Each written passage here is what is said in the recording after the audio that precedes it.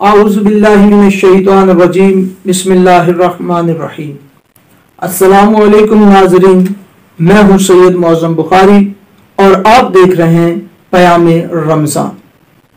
ناظرین، ماہ رمضان قرآن مجید کی ولادت، اس سے انس، اس کی بہار، اس کی معرفت اور اس سے فکری و عملی استفادے کا مہینہ ہے۔ وہ مہینہ جس کی شب قدر میں قلب پیغمبر نے امین وحی سے پورے کا پورا قرآن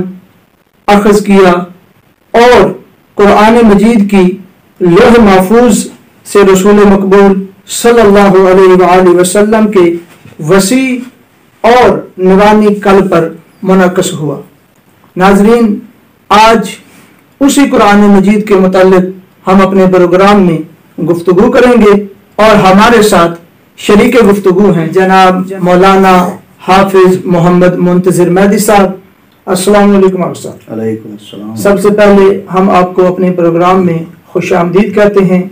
اور آپ کا شکریہ ادا کرتے ہیں کہ آپ نے ایک مرتبہ پھر اپنے قیمتی وقت میں سے وقت نکالا اور ہمارے پروگرام میں تشریف لائے۔ مولانا صاحب، جس طرح کے اس پروگرام میں ہم قرآن مجید کے متعلق بات کریں گے تو میرا سوال سب سے پہلے یہی ہے کہ قرآن مجید سے انس اور رغبت سے کیا مراد ہے؟ اعوذ باللہ من الشیطان الرجیم، بسم اللہ الرحمن الرحیم، ربی اشرح لی صدری ویسر لی امری واحلل عقدۃ من لسانی یفقہوا قولی۔ آپ نے جو سوال کیا ہے اس کے متعلق میں سب سے پہلے حضرت امیر المؤمنین علی ابن ابی طالب علیہ السلام کا فرمان بیان کرنا چاہوں گا کہ جس میں مولا فرماتے ہیں من انس بتلاوت القرآن لم توحش بمفارقۃ الاخوان، کہ جو شخص تلاوت کلام سے انسیت رکھتا ہوگا وہ اپنے بھائیوں کی جدائی سے باعث زدہ نہیں ہوگا۔ یعنی کہ جو قرآن مجید سے تعلق رکھتا ہوگا، انسیت رکھتا ہوگا، اس کو اپنے بھائی کی جدائی سے کوئی مسئلہ نہیں ہوگا اور اسے کوئی پریشانی نہیں ہوگی اپنے بھائی کی جدائی سے۔ اور قرآن سے انسیت مراد یہ نہیں ہے کہ فقط قرآن کو چون لیا، اچھے سے گلاب میں رکھ لیا اور اس کی طرح نہ پیٹھ نہیں کرنی، یہ تو ظاہر چیزیں ہیں جو قرآن کے تعظیم ظاہری آداب میں ہے کہ اس کو قرآن مجید کو چومنا، پھر اس کو ادب و احترام کے ساتھ غلاف میں رکھنا اور پھر گھر میں اس کو اونچی جگہ پہ یا مسجد میں اونچی جگہ پہ رکھنا اور اس کو پیٹ نہ کرنا، یہ یعنی کہ یہ قرآن مجید کے ظاہری آداب میں سے ہے۔ سچا عارف وہ ہے کہ جو قرآن سے انسیت اور الفت رکھتا ہو۔ صحیح۔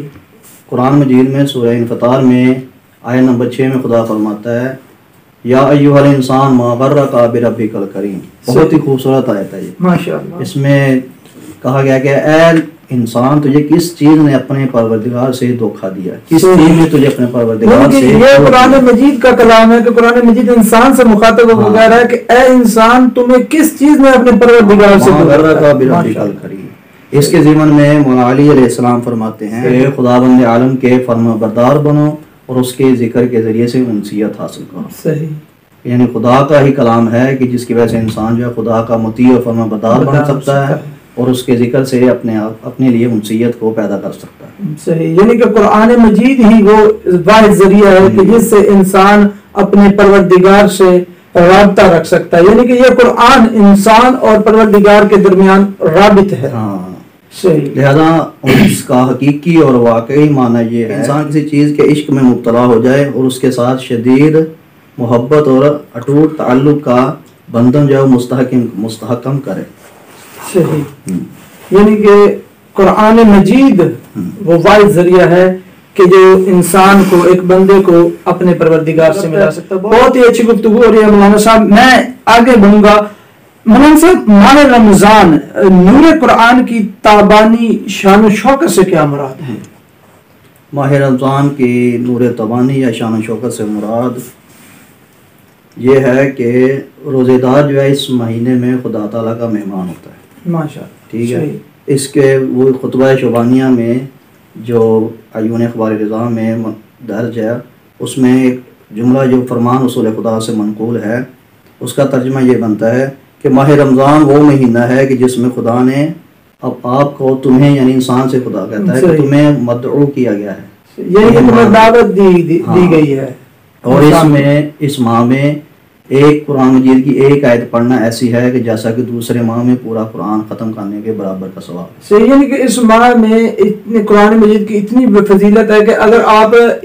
باقی ماہ میں اگر قرآن پورا پڑھتے ہیں اس کا ثواب، اگر ماہ مبارک رمضان میں پڑھتے ہیں ایک آیت پڑھتے ہیں تو اس کا ثواب قرآن کے برابر ہے جو رمضان میں ایک آیت پڑھی۔ ماشاءاللہ، یعنی کہ اتنا اس رمضان کی یہ بھی ایک خاص فضیلت میں سے ہے۔ اور دوسرا یہ ہے فقط قرآن پڑھنا ہے، ٹھیک ہے نا، پڑھنا یہ عربی پڑھنا نہیں ہے، اسے سمجھنا بھی ہے، اس کے معنی میں غور و فکر کرنی ہے، اس میں کون سے احکام الہی ایسے ہیں جو بیان کیے ہیں انسانوں کے لیے، اس کو سمجھنا ہے، اس پہ عمل پیرا ہونا ہے تاکہ ہم خدا کے اور قریب ہو سکیں اور معصیت خدا سے بچ سکیں۔ یعنی کہ اس قرآن مجید کو فقط پڑھ لینا یا حفظ کر لینا ہی کافی نہیں ہے، بلکہ اس پہ عمل کرنا، اس کے ساتھ ساتھ اس پہ عمل کرنا ضروری ہے۔ اگر ہم اس پہ عمل کریں گے تو وہ حفظ اور وہ پڑھا ہوا قرآن ہمیں فائدہ دے گا۔ اگر ہم اس کو سمجھے گے نہیں، اس کا مطلب نہیں سمجھیں گے تو پھر اس کا جو خدا ایک اور جگہ فرماتا ہے افلا یتدبرون القرآن ام علی قلوب اقفالها، کیا تم لوگ قرآن میں غور و فکر نہیں کرتے؟ کیا تم لوگوں کے دلوں پہ تالے لگ چکے ہیں؟ اس کا مطلب یہ ہے کہ قرآن پڑھنا کافی نہیں ہے بلکہ اس کو سمجھنا بھی ضروری ہے۔ یعنی کہ یہ آیت یہاں پہ قرآن اشارہ کر رہا ہے کہ صرف فقط پڑھ لینا یا حفظ کر لینا کافی نہیں ہے کہ تم قرآن میں تدبر کرو، غور و فکر کرو، اس کے مفاہیم کو سمجھیں، صحیح، تاکہ خدا سے زیادہ قریب ہو سکیں اور احکام الہیہ کو جان سکیں۔ صحیح۔ اس خراب شروع میں اس پارے میں جو قرآن جہاں سے شروع ہوتا ہے ذالک الکتاب لا ریب فیہ ھدی للمتقین، قرآن میں خدا بند متعال فرماتا ہے کہ یہ اس کتاب میں کوئی شک و شبہ نہیں ہے اور یہ ہدایت ہے متقین کے لیے۔ صحیح، یعنی کہ اس کا مطلب ہے کہ اگر آپ قرآن سے ہدایت چاہتے ہیں تو سب سے پہلے شرط ہے تقویٰ کی، کہ آپ کو متقی ہونا پڑے گا، اس کے بعد ہی یہ قرآن آپ کو فائدہ پہنچائے گا۔ بے شک۔ بہت شکریہ علامہ صاحب، بہت اچھی گفتگو ہو رہی ہے، اور جس طرح کہ آپ کو معلوم ہے کہ ہمارے اس پروگرام کا جو آخری حصہ ہے وہ فقہی مسائل ہے تاکہ ہمارے ناظرین سے استفادہ حاصل کر سکیں، تو اسی حوالے سے آج ہمارا سوال ہے کہ ماہ رمضان کے حوالے سے فقہی سوال یہ ہے کہ مبطلات روزہ کون کون سے ہیں، کہ یعنی کہ وہ کون سی چیزیں ہیں کہ جن سے روزہ ٹوٹ جاتا ہے، روزہ باطل ہو جاتا ہے؟ چند چیزیں ایسی ہیں کہ جو بندہ اگر روزہ رکھتے ہوئے یہ کام انجام دے تو انسان کا روزہ باطل ہو جاتا ہے اور بعد میں اس کی قضا اس پہ واجب ہوتی ہے۔ سب سے پہلی چیز ہے کہ کھانا اور پینا، اگر کوئی شخص روزے کی حالت میں کھائے پیے گا تو اس کا روزہ باطل ہو جائے، جان بوجھ کے کھا لیتا تو اس کا کوئی مسئلہ نہیں ہے، لیکن اگر مثلا اگر آپ نے کوئی چیز کھائی یعنی والا کھایا بلکی، ٹھیک ہے نا، یا پانی پیا گا تو آپ کو حلق سے نیچے اتارنے سے پہلے یاد آ جائے، ٹھیک ہے، اور آپ اسے باہر نکال دیں، باہر پھینک دیں، پھر تو روزہ باطل، لیکن اگر یاد آ جائے آپ تو پھر بھی نیچے حلق کے لیے جائیں، پھر آپ کا روزہ، یعنی کہ اگر آپ کے مثلا آپ کوئی نوالا کھا رہے ہیں یا کوئی چیز پی رہے ہیں، ابھی آپ نے وہ منہ میں ڈالی تو آپ کو یاد ہے کہ میرا روزہ ہے، تو اب یہاں پہ یہ ہے کہ آپ اس کو باہر نکال دیں، اور اگر جان پتہ چل گیا کہ میرا روزہ ہے اس کے باوجود آپ کہتے چلو ایک دو گھونٹ اندر چلے کوئی مسئلہ نہیں، تو پھر یہ روزہ باطل ہو جائے اس کے بعد میں۔ لیکن اگر مثلا بے اختیاری مطلب آپ پانی پی رہے تھے، آپ کو یاد ہے میرا روزہ، لیکن اس کے آپ کے نکالنے کے باوجود بے اختیاری چند قطرے گھونٹ چلا جائے تو اس کا مسئلہ نہیں ہے، اس سے روزہ باطل نہیں ہوگا، صحیح ہوگا۔ جماع کرنا اس سے روزہ باطل، اور ایسے قول کا نسبت دینا رسول خدا کی طرف اور ائمہ اہل بیت علیہ السلام کی طرف یا خدا کی طرف جو ان سے منسوب نہ ہو، یعنی کہ مثلا کوئی روایت یا کوئی ایسی حدیث جو بندہ کہہ دے کہ جی یہ معصوم نے فرمائی ہے رسول خدا نے، یا کہہ دے کہ یہ حدیث قدسی ہے اور نعوذ باللہ معاذ اللہ کہ وہ جھوٹ بول رہا ہو، تو اس سے بھی روزہ باطل ہو جائے گا۔ اور انیما کرنے سے، کسی حال چیز سے انیما کرنے سے روزہ باطل ہو جاتا ہے، اور قے کرنا الٹی کرنا، اور جان بوجھ کے کرے گا تو روزہ باطل ہوگا، اگر بے اختیاری یا بھولے سے ایسا ہو جائے تو اس سے روزہ باطل نہیں ہوگا، یعنی اگر بے اختیاری الٹی آ جائے، ہاں انسان کے اختیار میں نہ ہو تو پھر اس سے روزہ باطل نہیں ہوگا۔ صحیح، بہت شکریہ علامہ صاحب، آپ نے وقت دیا ہمارے پروگرام کو، اور اسی کے ساتھ ناظرین ہمارے پروگرام کا وقت ختم ہوتا ہے، ہم آپ سے اجازت چاہیں گے، انشاءاللہ ملاقات ہوگی اگلی ویڈیو میں، تب تک کے لیے اللہ نگہبان۔